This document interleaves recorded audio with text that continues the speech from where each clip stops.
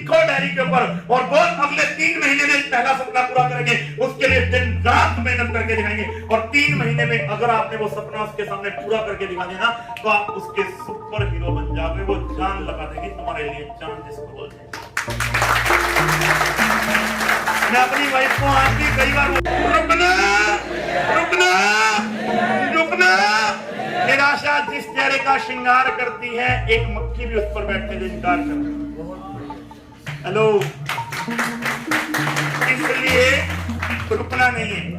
निराशा जिस चेहरे का श्रृंगार करती है, एक मक्खी भी उस पर बैठने से इनकार करती है।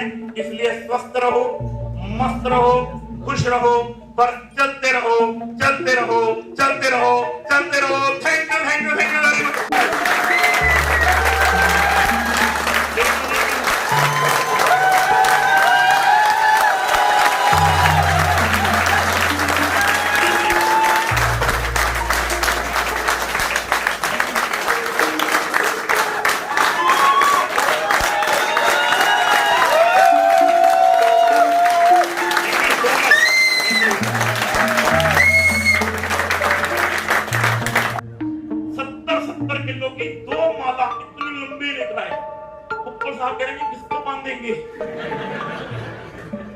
आपको मुझे बांधेंगे इसके साथ।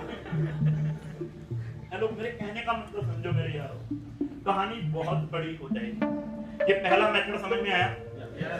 अगला मेथड के लिए 10 मिनट ही बचे।